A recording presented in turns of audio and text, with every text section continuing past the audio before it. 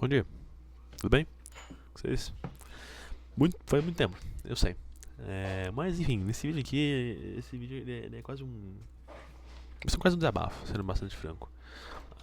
Ele vai ser um vídeo bem. Não sei se vai ter vídeo, na real. Vai ser só um áudio, eu acho, a maioria do tempo. Talvez até tenha um vídeo lá pra parte final, lá, quando eu começar a comentar sobre alguns assuntos, mas a maioria do vídeo deve ser só áudio. E. Tem muita coisa pra falar, né? Muita coisa pra falar. Vídeo que eu prometi fazer que eu não fiz.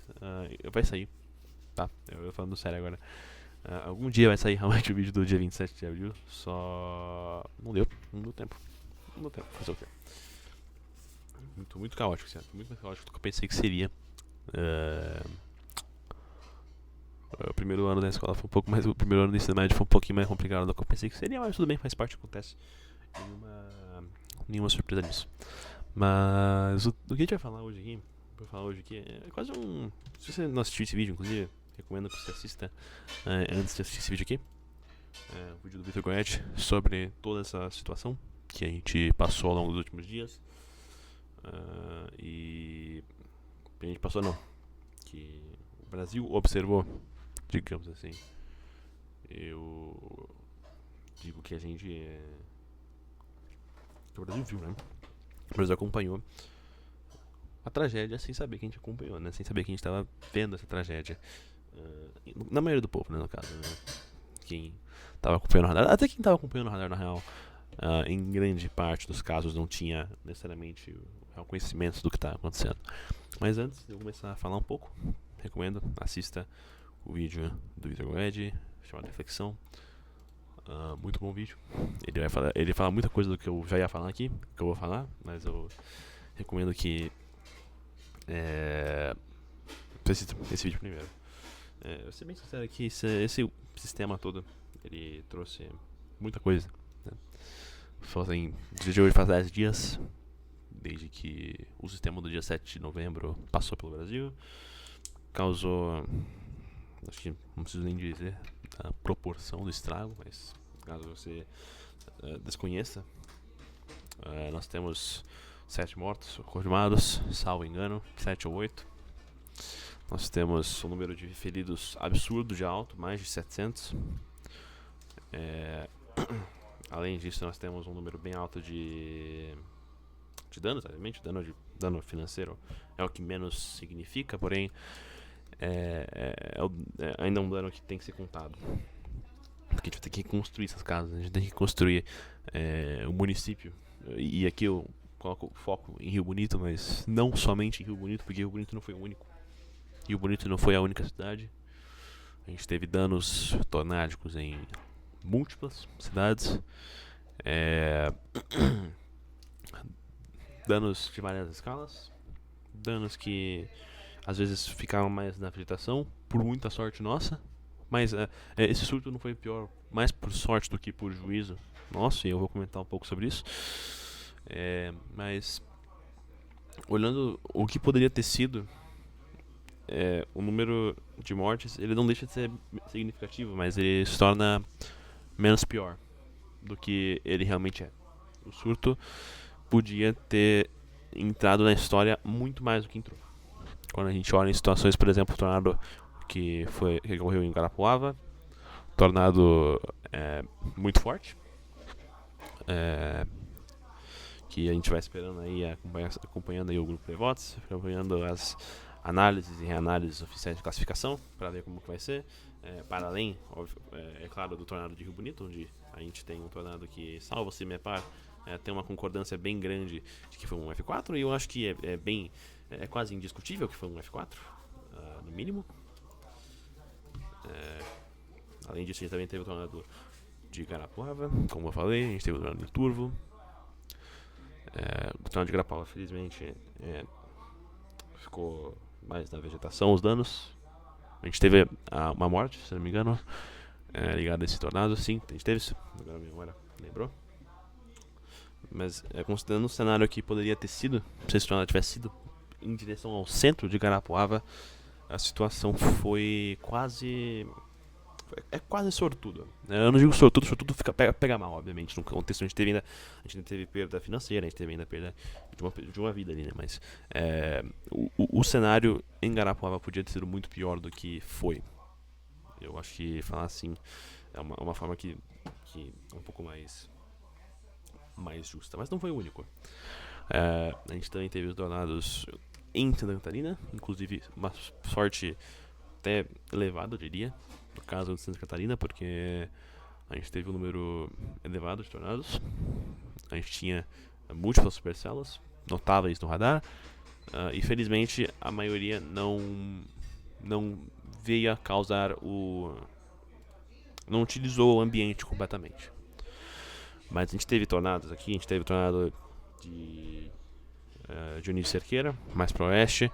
A gente teve o tornado de Xanxerê e Faxinal dos Guedes, que teve alguns danos um pouquinho mais fortes, mas nada muito excepcional.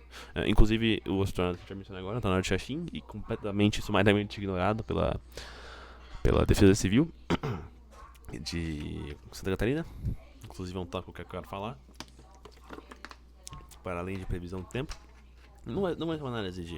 A gente vai analisar um evento nesse papel, aí eu deixo pro Trey do Connective Chronicle, se vai fazer um vídeo sobre isso no futuro. Talvez até vale a pena dar uma olhadinha nesse evento, mas não quero surfar no hype, digamos assim.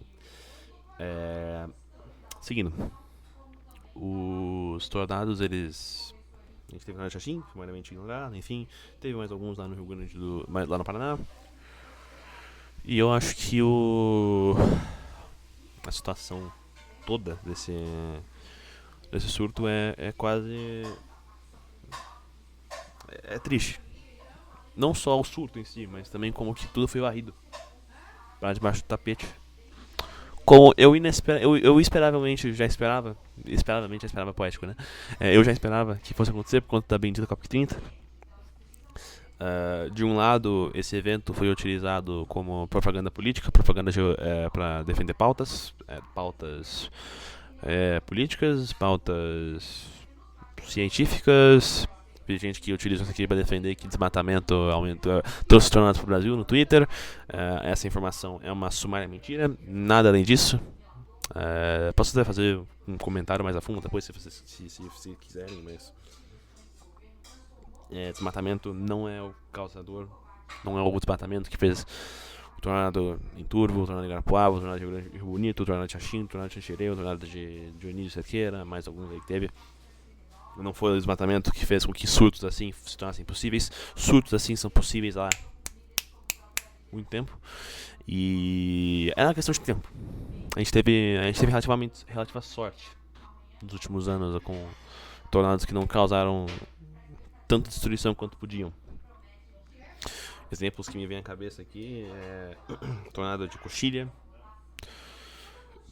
em 18, salvo engano, o tornado de Beltrão de 2015, sumariamente ignorado por conta do tornado de Xanxerê. Também nesse mesmo ano a gente teve um tornado muito estudado pelo Vitor Goed, o tornado de Marechal Cândido Rondon, multivórtice, por sinal. Para além disso, a gente também teve Sede Nova nos últimos anos. Era questão de tempo para que algum evento similar ao que a gente viu, por exemplo, em 2009 com o Guaraciaba acontecesse. Era questão de tempo. E o que não transforma esse surto em menos significativo, longe disso.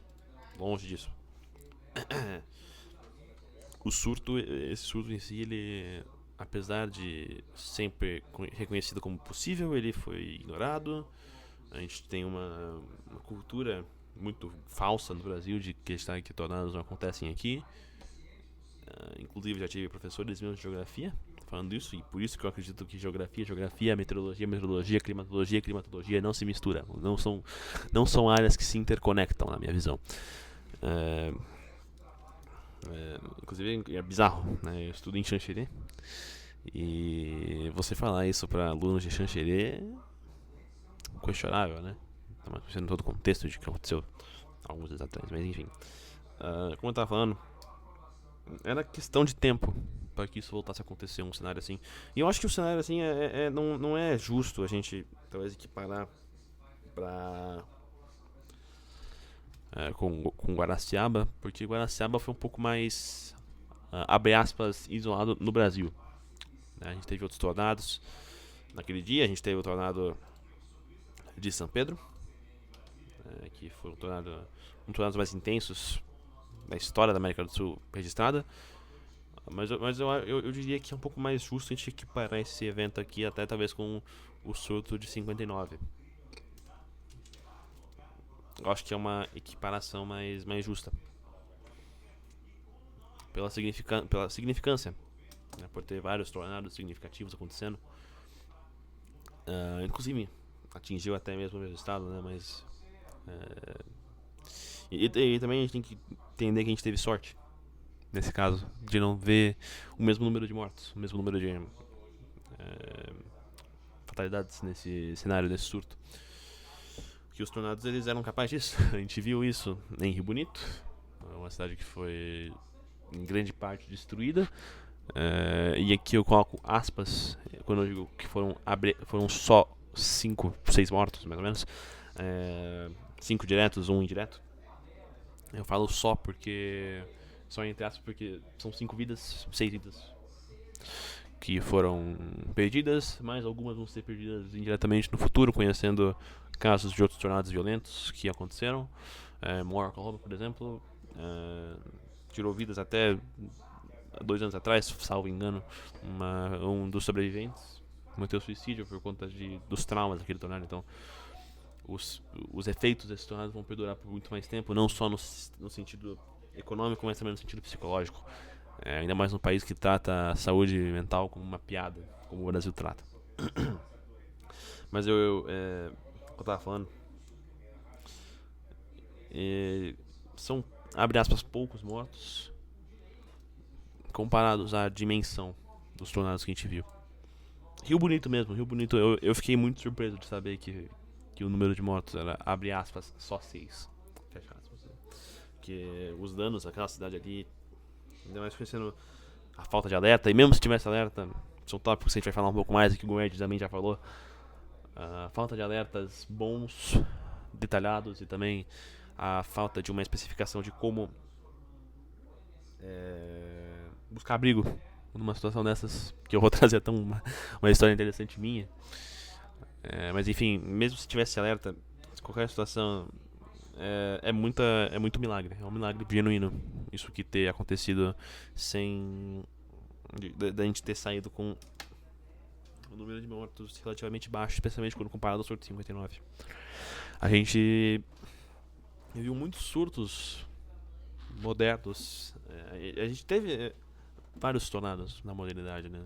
A gente tem essa. Eu até vi algumas pessoas no Twitter falando que o número de tornados cresceu no Brasil. Não necessariamente. A gente não tem evidência científica que suporte isso.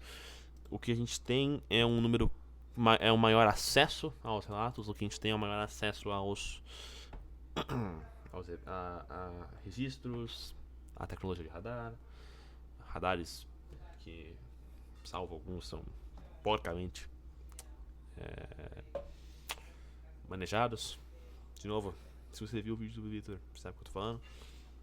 Eu vou falar um pouco mais sobre isso, mas enfim, para além de toda a tristeza e de toda a situação, né, a gente até que saiu não tão mal desse surto. Eu espero genuinamente que a gente consiga. E aqui eu chego na parte do tópico do vídeo. Caso não tenha percebido o que eu tava falando antes, eu esqueci do que eu tava falando antes. Mas enfim, talvez alguma hora eu me lembre enquanto eu falo, mas enfim, o que eu tava falando, o surto, eu espero que esse surto seja uma oportunidade da gente conseguir melhorar muito a meteorologia no Brasil. Eu digo isso como alguém que é bem provável, mas não necessariamente certo, que vai seguir carreira nessa área.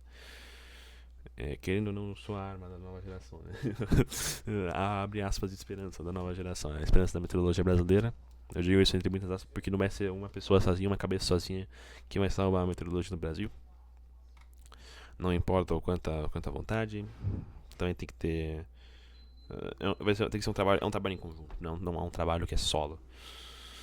Mas e também eu nem sou formado. Não sou formado, longe disso. Tem muito tempo ainda, tem que comer muito feijão com arroz. E eu não sei necessariamente nem se eu vou seguir nessa área. Até que ponto que essa área vai ser só uma área de interesse minha. Vai ser só um hobby.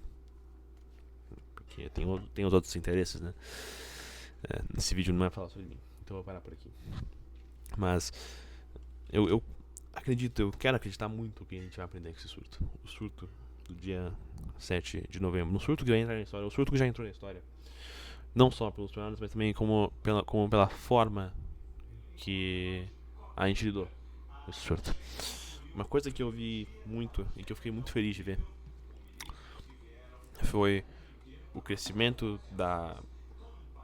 do grupo Prevotes, do grupo de televisão e de Caça-Tempestades Prevotes. É uma união de dois grupos, o Revote e o Pretz. É um grupo que eu acompanho há muito tempo, desde 2023, salvo engano. E esses caras fazem previsões assim há muito tempo, previsões de qualidade, sem apoio financeiro do governo, e dão pau no governo.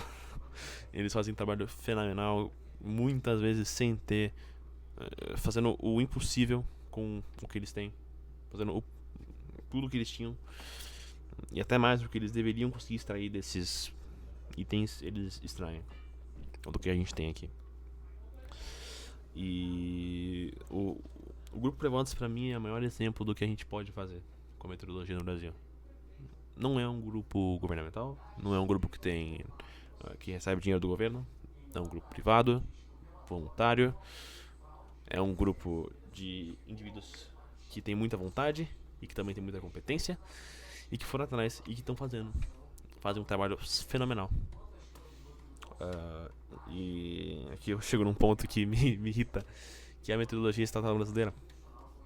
Eu vou dar um exemplo aqui do grupo do INMET, do Instituto Nacional de Meteorologia do Brasil. Nada contra quem trabalha lá, necessariamente, né? Eu tô criticando só o geral mesmo. Mas não quero que entendam isso como um ataque pessoal, porque eu sei que eu tenho certeza que não tem só incompetente lá, mas também tem muito incompetente. Por exemplo, no surto do dia 7, a gente teve um alerta laranja deles, que é um negócio extremamente genérico. Vou até pegar aqui o alerta que eles colocaram hoje em São Paulo como exemplo. Eles colocam são sempre os mesmos dados: chuva de 30 a 60 mm por hora, 50 a 100 dia, ventos intensos e queda de granizo. Risco de corte de luz, estragos em plantações, queda de árvores, alagamentos. E eles não dão instrução alguma em caso de tornados. Eles não dão instrução sobre o que fazer quando você recebe um alerta. A previsão deles é pouco detalhada, eles não falam nada de meteorologia em si. Além de também ser visualmente porca e feia. Mas isso é o de menos. Se fosse pra ser porco, feio, mas funcional, tudo bem.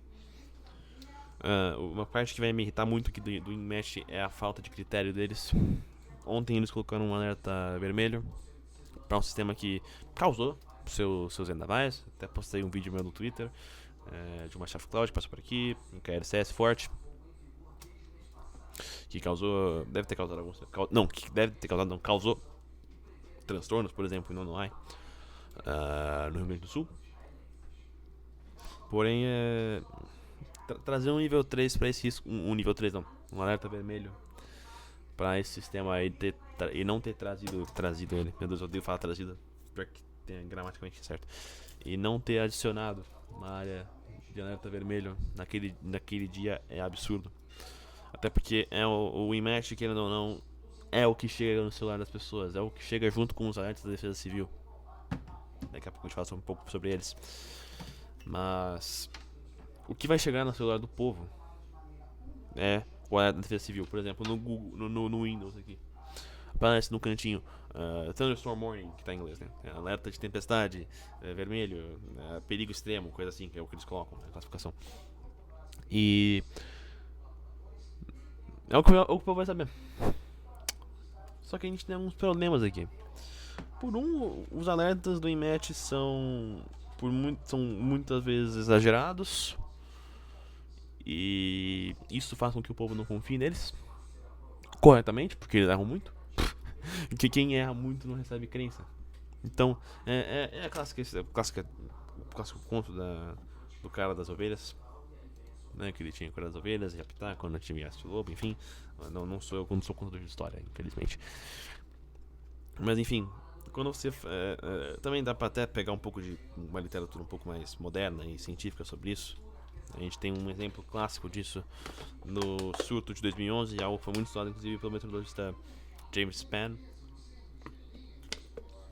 no super surto de tornado de 2011, dia 27 de abril, onde ele comentou muito sobre o false alarm rate, que é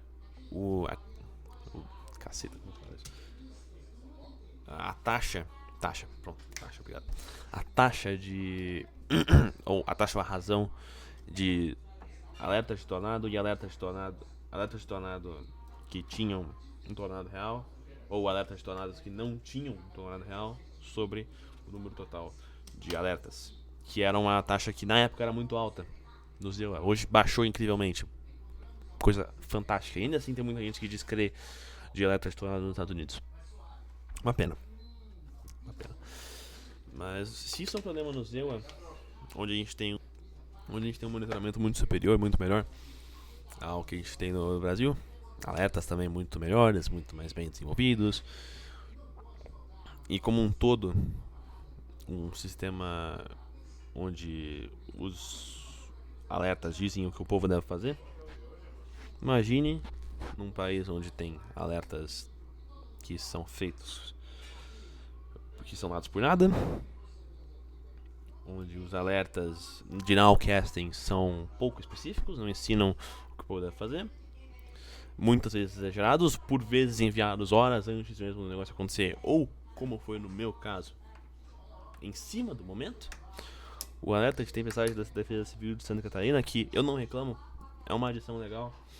Podia ser mais específico? Podia. A gente tem as tecnologias para, por exemplo, adicionar alerta de tornado, mas, de novo, eu não quero, eu talvez até seja, eu só quero o mínimo. Eu quero que pelo menos o mínimo, que é um alerta de tempestade severa em casos claros, funcione. Querendo ou não, o que vai ter mais, o que vai mais afetar o povo não vai ser o tornadinho. Salvo exceções onde vai realmente no meio de uma cidade grande. Mas o que vai afetar mais geralmente o povo vai ser o BOECO, vai ser o QRCS, vai ser a linha de estabilidade ou o granizo grande de uma supercélula. Eu queria que no mínimo esse alerta funcionasse. Mas nem esse alerta funciona. O alerta que me tocaram na minha cidade, quando chegou uma supercélula aqui, supercélula isso, inclusive produziu os tornados de Xanxerê, tacaram um alerta em cima da hora. Já tinha começado a chover, já tinha dado granizo, já tinha dado pedrada. A supercélula tava produzindo um tornado quando ela passou por aqui. Já tinha vazado. Então, realmente, os alertas de órgãos federais, como os órgãos nacionais, como o INMET, os alertas de curto prazo da Defesa Civil, são insuficientes. Eles não funcionam, eles são genéricos e também chegam tarde demais, muitas vezes. E eu gosto, eu acho que é melhor do que não ter nada, obviamente. Você tem um alertinha, pô, o alerta tempestade severa, da hora, tá ligado? Pelo menos alguma coisa tem. Só que a gente chega num ponto, de que adianta um alerta se o povo não sabe o que fazer? E agora eu adiciono uma história interessante que aconteceu comigo. Na minha escola, assim como muitas escolas em Santa Catarina, a Defesa Civil criou um programa chamado Defesa Civil na Escola, que é um programa justamente feito para ensinar os alunos a como agir em situações assim. Não vejo problema nenhum nisso, não me entenda errado. O problema, por mim, legal, divertido, muito divertido não, da hora, útil. Inclusive o Jorginho Mello fez uma proposta falando que ia colocar abrigo em todas as escolas da rede pública. Muito bom também para isso. Vamos ver se realmente o governo de Santa Catarina começa a agir. Eu espero que comece, porque a gente já perdeu muito pra isso. Já. Então, se a gente tiver pelo menos as escolas, falando em escola, a gente quase teve uma catástrofe dentro das escolas de Rio Bonito. A gente quase teve uma situação de uma escola que foi destruída tinha liberado uns 30 minutos antes do tornado chegar. Atingir Rio Bonito. Então ali mesmo a gente podia ter tido uma catástrofe e uma situação onde, em vez de liberar os alunos, deixar eles no bunker, no abrigo, debaixo do chão, é a melhor opção. Voltando. Nesse programa, a gente teve esse programa por mais de 6 meses, salvo engano. Não, acho que foi o ano inteiro. E nesse ano inteiro a gente muito pouco aprendeu. Eu até fiquei um pouco animado quando eu descobri isso, porque eu pensei, pô, não. Em minha defesa, na época, eu tinha, tipo assim, 12 anos. Então, não sabia nada. Eu não conhecia as capacidades e as habilidades. Eu pensei que eles falaram muito mais de meteorologia do que eles falavam. Mas, enfim. Lá eles elogiaram a própria capacidade deles, falaram que a defesa civil sempre ajudou, e realmente ajudou, não posso negar que eles ajudam. E na situação, eu lembro disso que foi uma palestra que foi dada pra toda a escola.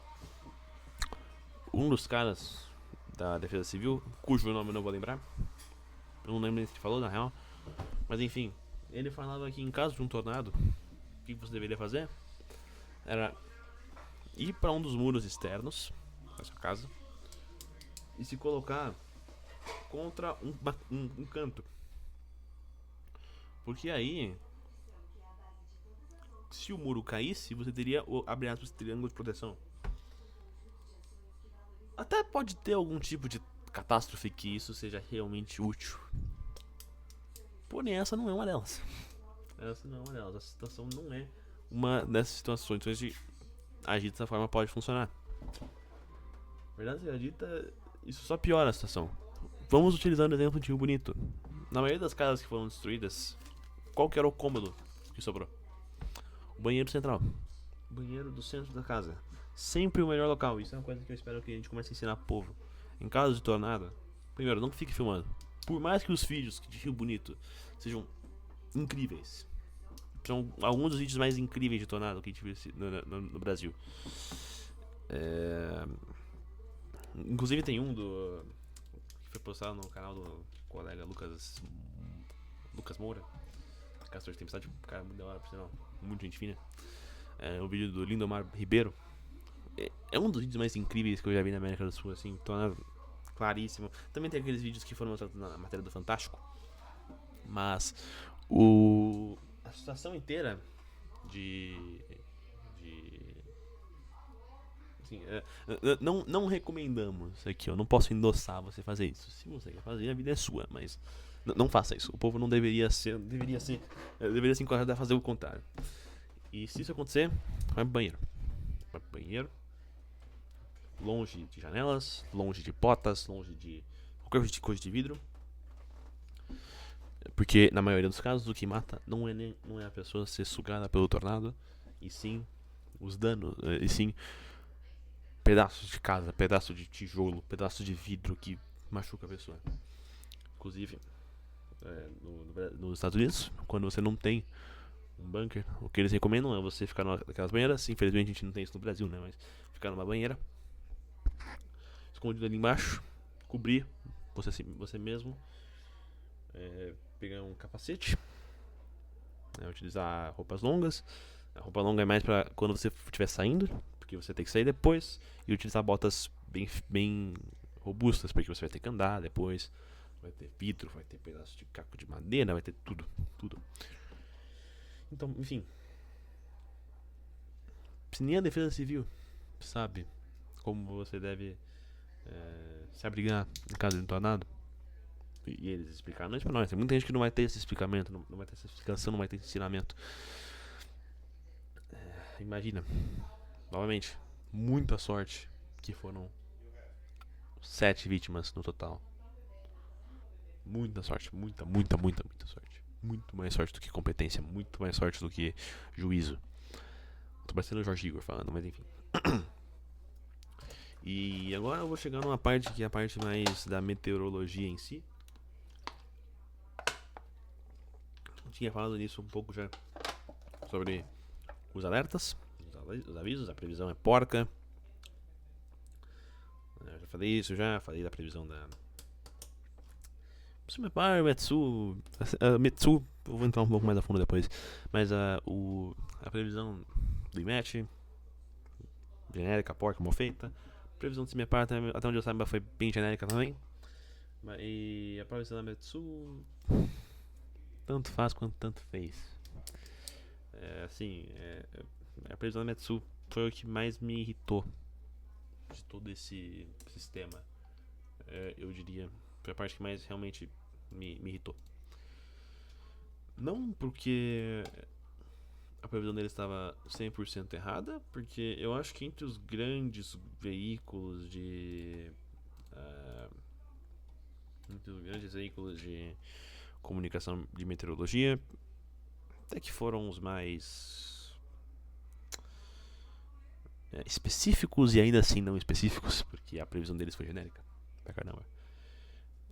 E a previsão deles foi genérica e incorreta, meteorologicamente falando. Então vou até pegar aqui o OBS para eu falar sobre isso. Deixa eu abrir aqui a matéria da Metsu que eles fizeram da previsão aqui,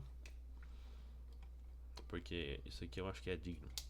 É digno de eu falar com o vídeo aqui. Deixa eu até configurar o microfone pra ficar. Deixa eu só, na real.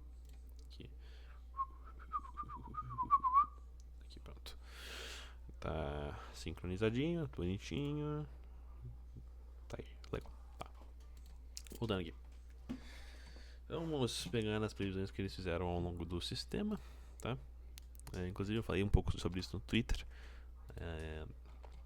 sobre uma reportagem que eles fizeram, uma matéria que eles fizeram aqui. Provavelmente devia ter pego aqui antes disso, mas tudo bem, faz parte. Ah não, pera, tem duas. Verdade. Tem mais uma que é essa aqui. Essa aqui me deixou um pouco irritado também. Cadê? Veja hoje. Não é esse que eu quero. Essa aqui também. A outra aqui é que me irritou um pouco.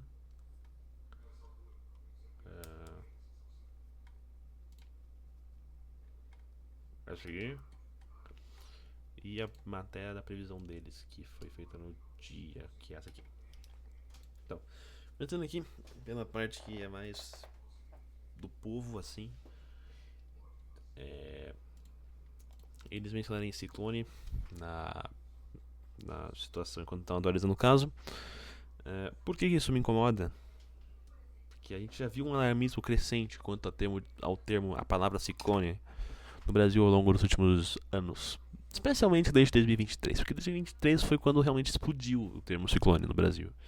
Eu diria que isso começa em 2020, com o ciclone bomba, que causou danos severos. Não o ciclone bomba, mas sim não só o ciclone bomba no caso, né? Porque o ciclone bomba também trouxe os seus danos ligados ao vento, mas o ciclone também trouxe uma linha de instabilidades muito forte que promoveu danos de metabais virtualmente generalizados no sul do Brasil inteiro. Muito, muito impactante esse sistema. Mas, enfim, desde então a gente teve especialmente desde 2023, com a catástrofe do Rio Grande do Sul, 2023 e 2024, a gente tem um alarmismo exuberante e assustador na palavra ciclone. O povo escuta a palavra ciclone e o povo tem medo. Sendo que o ciclone não é tudo isso, a gente tem um número elevado, a gente tem vários ciclones ao longo do ano. Ciclone não significa tornado, ciclone não significa tempo severo ou generalizado, ciclone não significa nada. Não é só porque teve um ciclone se desenvolvendo que a gente vai ter mais um sistema como o sistema do dia 7. E aqui, ó, essa matéria aqui, por exemplo, que eles fizeram na semana passada, sobre o sistema desse fim de semana, o sistema dos eventos, enfim, eles colocam um ciclone no título. E a gente tem que entender que agora tem que tomar muito cuidado com isso. Porque agora o povo, por conta do jeito que foi alarmado na mídia, a mídia falando de ciclone, Globo falando de ciclone, Metrópolis falando de ciclone, Jovem Pan, enfim, CNN. E o que o povo vai achar? Vai achar que os danos foram do ciclone. Ou que todo ciclone traz o tornado, ou coisa similar assim. Imagina o povo do Paraná. Imagina aquele povo. E agora eu trago outro ponto. Essas duas matérias aqui me criaram uma raiva profunda enquanto eu lia elas. Essa aqui mais do que a outra. que é entendem mapas, imagens de satélite, gráficos do tornado no Paraná, né? Falando do tornado do Rio Bonito do Iguaçu. Eles começam falando um pouco sobre a meteorologia, aquela explicação boba de que o ar quente contra o ar frio e pá, tudo bem.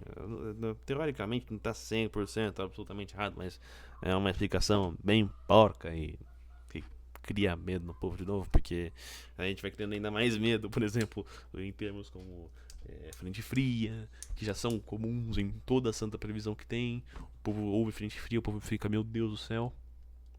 Ele tem as duas metades, a parte como eu comentei antes do vídeo, que o povo não escuta e não confia a previsão, e daí vai ter esse povo agora, por exemplo, assim como o povo do Rio Grande do Sul, que escuta ciclone, o povo do leste da Santa Catarina, especialmente, também.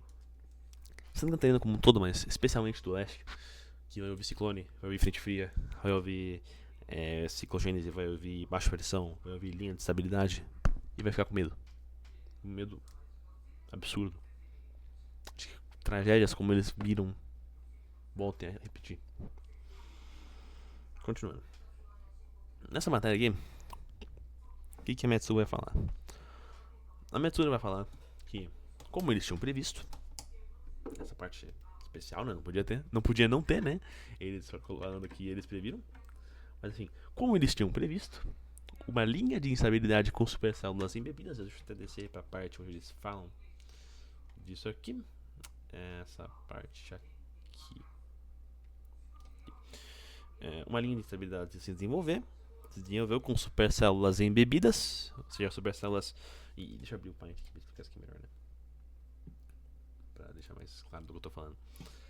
Mas enfim, uma linha de instabilidade, que é um quasi-linear convective system, um sistema quase linear convectivo, ele é carregado especialmente pelos seus ventos, os seus ventos de downflow, de downdraft, basicamente, ou de outflow. Ou seja, os ventos que descem da célula de uma pequena célula de tempestade. E dentro dessa embebida nessa linha, a gente pode ter supercélulazinhas que a gente chama de supercélulas embebidas. Há quem chame também de supercélula semidiscreta, mas semidiscreta para mim, na minha visão, é outro tipo de supercélula. E as supercélulas, elas podem promover sim tornados. Essa parte, meteorologicamente falando, não tá errada. O que tá errado é tudo o resto.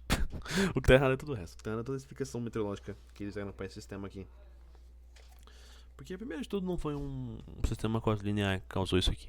Foi uma supercélula isolada discreta. Bem discreta, na real. Eu vou até abrir o Twitter pra ficar mais fácil de mostrar o que eu quero mostrar. Vou scrollar um pouquinho aqui. Tinha sim uma linha de estabilidades, tá? Uma linha de estabilidades mais pro sul. Deixa eu dar um zoom aqui. Tava ainda, salvo engano, em grande parte de Santa Catarina, mas que estava movendo.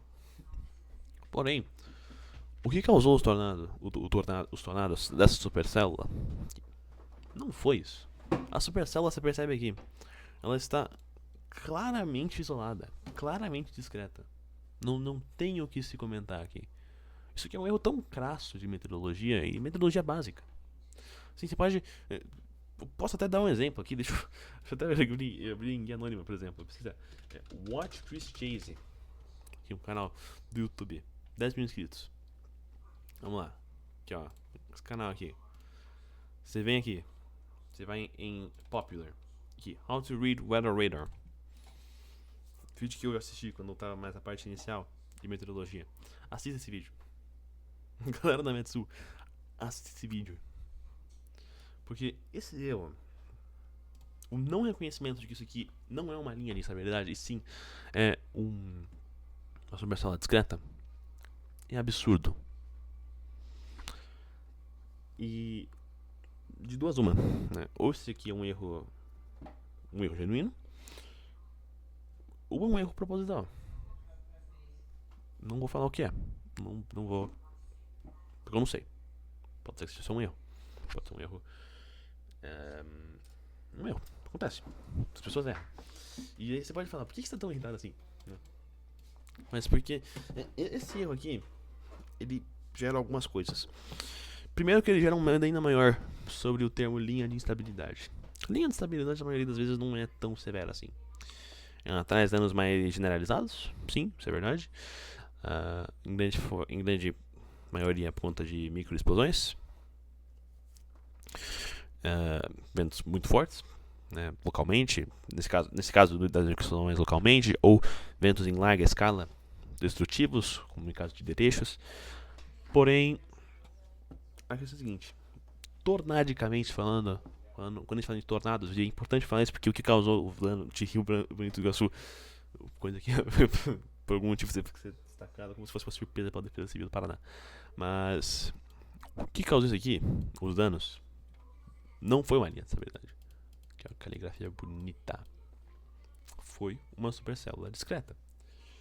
Supercélulas, por não terem interferência de todo esse outflow aqui, conseguem equilibrar esse outflow e o inflow muito mais fácil e conseguem promover tornadogênese muito mais facilmente que uma linha, uma tornadogênese muito mais facilmente, muito mais longeva e muito mais significativa em 99,99999% dos casos. Linhas de estabilidade produzem tornados significativos? Produzem. Acontece. Inclusive, há quem diga que o tornado de Greenfield do ano passado foi um tornado de QLCS. Não vou entrar nessa discussão, esse papo não é meu. Mas enfim, essa mesma forma de Greenfield, a gente tem vários tornados F3, F4, F4 acho que não sei até que ponto que teve, mas F2, F3, F1, que ainda causam danos provenientes de linha de estabilidade. Mas tornados supercelulares são muito mais destrutivos, muito mais longevos, muito mais perigosos como um todo. E você falar que foi um sistema convectivo quase linear que causou esses danos gera um medo desnecessário quanto a esse tipo de fenômeno.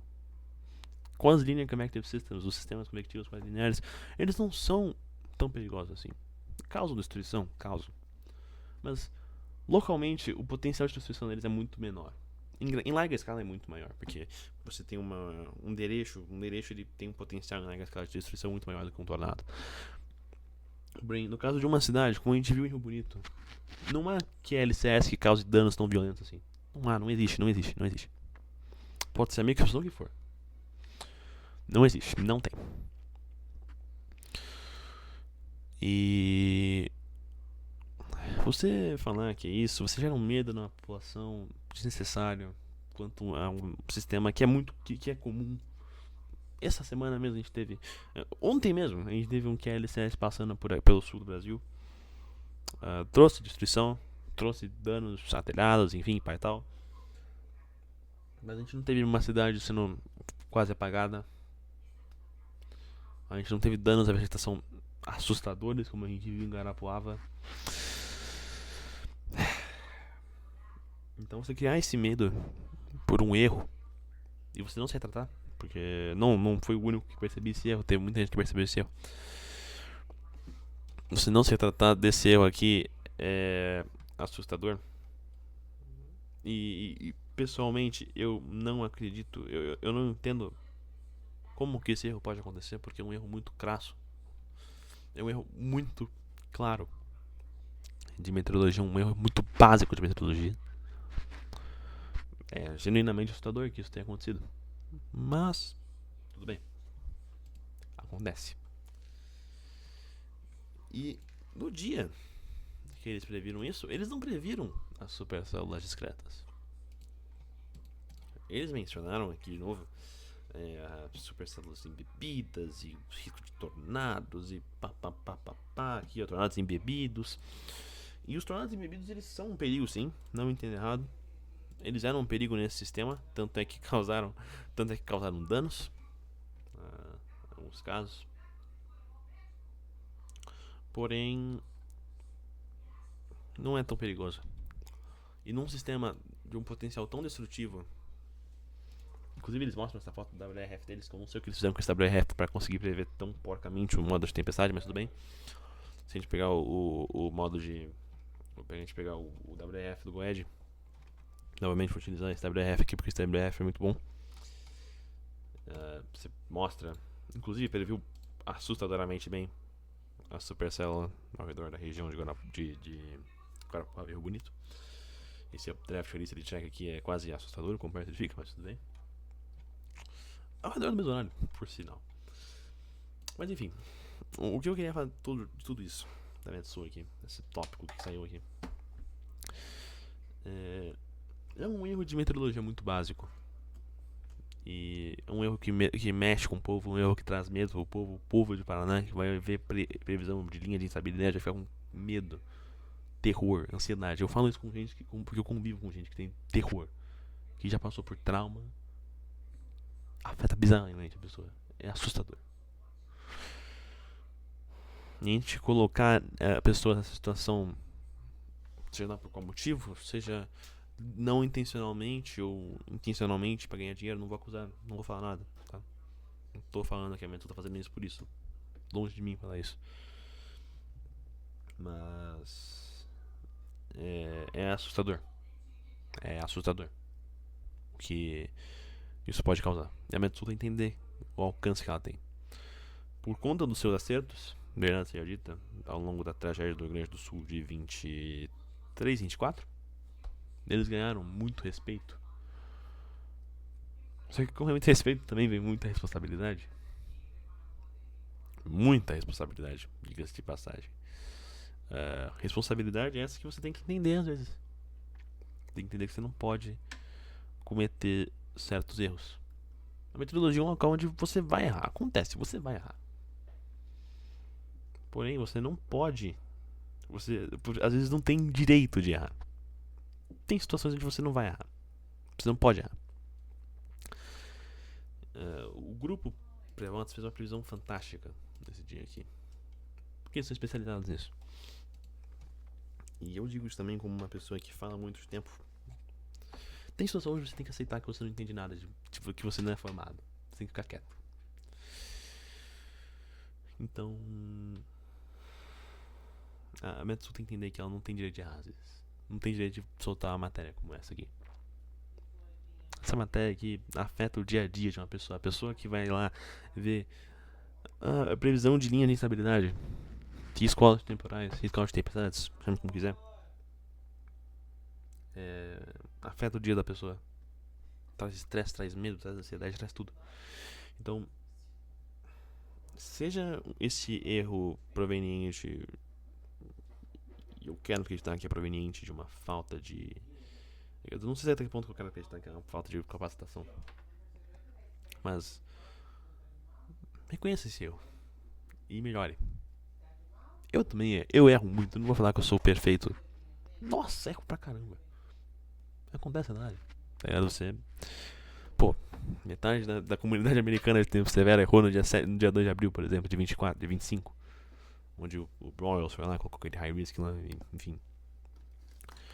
E eu vou... E sim, tem situações que você tem que ficar quieto. Tem que entender que o cara sabe mais que você. E fica quieto. Então...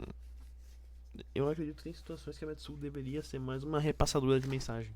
Nesse caso, por exemplo. E... Enfim. É só isso que eu queria falar da Metsu. É só porque eu achei realmente paia o que eles fizeram nesse evento todo. Foi um erro muito crasso, um erro que agora vai gerar medo nas pessoas. No Paraná, no Mato Grosso. Não, no Mato Grosso também vai. Até no Rio Grande do Sul. Isso já tem um medo que eles criaram ao redor do ciclone, mas esse eu já não culpo tanto a Metsu, culpo mais a mídia tradicional. Então, enfim. A mensagem final desse vídeo é que salva, que a gente consiga salvar a trilogia brasileira.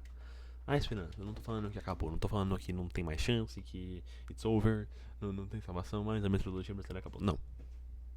Tem muita gente competente, tem muita gente que sabe o que tá fazendo, tem muita gente que tá ali, que faz porque gosta, que é competente. Mas também tem muito mais gente que é incompetente. Os radares têm dados porcos porque são mal mantidos, são mal configurados. O problema hoje já não é mais falta de radar, pelo menos na região sul do Brasil. Vou até abrir o Nowcast da CBTech, que infelizmente não tem dados do Paraná, mas enfim, tudo bem. Não vou nem comentar sobre isso. Aqui, a gente tem um número bem considerável de radares. A gente tem um buraco aqui no Tocantins, Mato Grosso, parte do Goiás. Tem. Mas a gente tem um bom número de radares. Muitas vezes porcamente mantidos. O radar de Santiago, por exemplo, infelizmente acho que não vai mostrar muito bem. Mas, além do fato de demorar 30 minutos para atualizar, esses dados aqui são de 23,20 UTC, agora são quase 23,50 UTC. Além de ser um radar que demora muito para atualizar, é um radar que tem muito artefato. Em sistemas, em dias de tempo severo, ele é virtualmente inutilizável. O radar de Canguçu também, eu não sei até que ponto como que ele está hoje em dia, mas é um outro radar que também tem muito artefato. Posso até pôr mais na minha conta. Deixa eu dar uma olhadinha nas fotos de um tempito atrás. Lá do sistema do nível 4 de dezembro, eu acho que já vai servir para mostrar. Eu quero mostrar. Pitico. Não é isso aqui. Aqui. Essa foto aqui. Essa foto aqui é o cúmulo do radar brasileiro. Olha isso. Olha a qualidade desse radar aqui. Nossa, olha que coisa triste, né? Essa coisa aqui horrorosa, esse radar. Olha a quantidade de artefato que esse aqui tem. Muito porcamente mantido, muito porcamente configurado. Então, hoje a questão não é mais falta de radar. A questão já não é trazer o celular para a população, porque a gente já tem os alertas de self-broadcasting. Os alertas já chegam, fazem um som alto pra cacete, te assustam pra... Assusta, né? Mas enfim, a questão agora é fazer os alertas serem bons, utilizar dados de qualidade, liberar esses dados, porque esses dados são mantidos a 7 chaves em grande parte. Os dados do CIMEPAR, os radares, nunca vamos ter acesso, muito provavelmente. E os dados de... Os melhores dados são os radares de Chapecó. Espero que a gente consiga, no futuro, ter radares, no geral, tão bons quanto o radar de Chapecó. Tão bem mantido quanto o radar de Chapecó, porque o radar de Chapecó é bem mantido. Porém, a esperança, pra mim, é essa. A esperança é que a gente consiga aprender, que a geração de meteorologistas que vem aprenda com esse evento, aprenda não só a se comunicar, mas também aprenda a como agir, como que a gente vai ter que mudar a meteorologia no Brasil.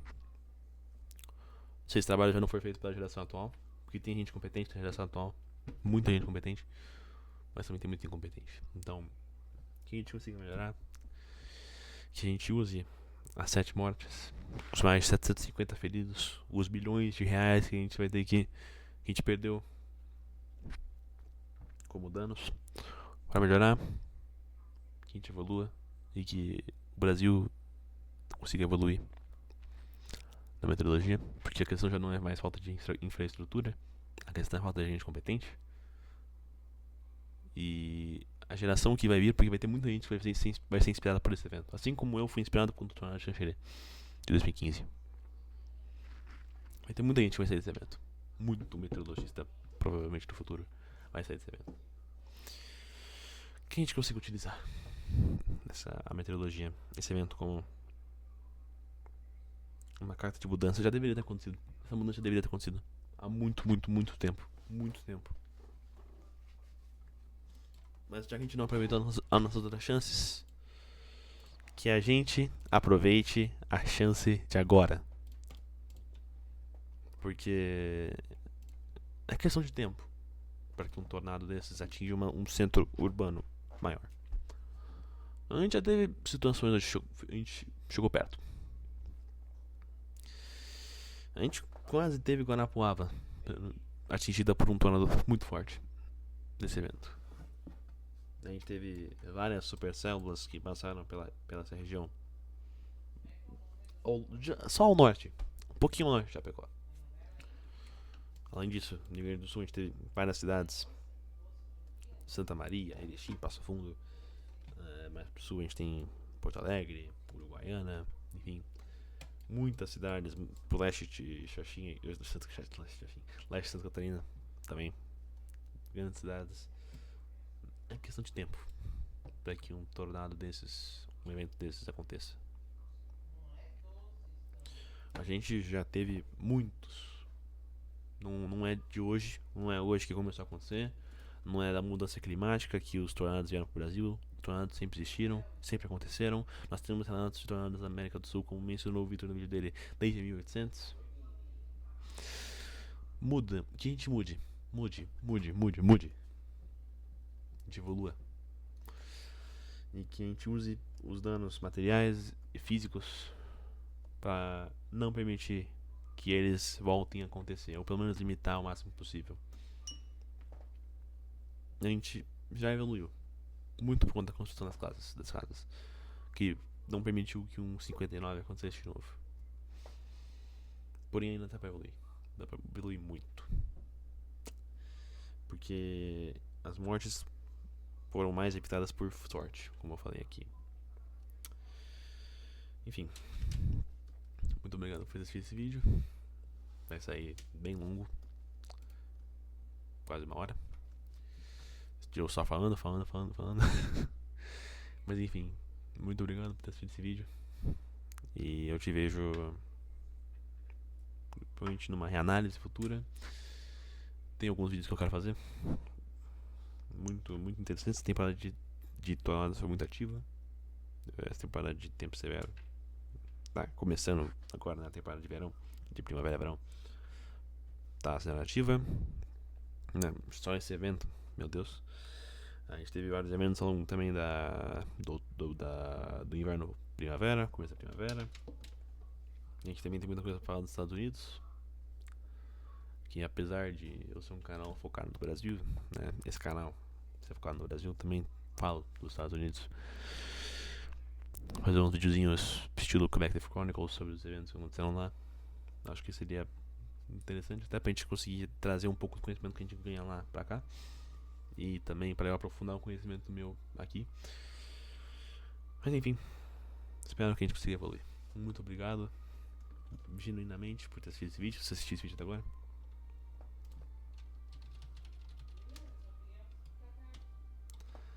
E eu vejo você numa próxima.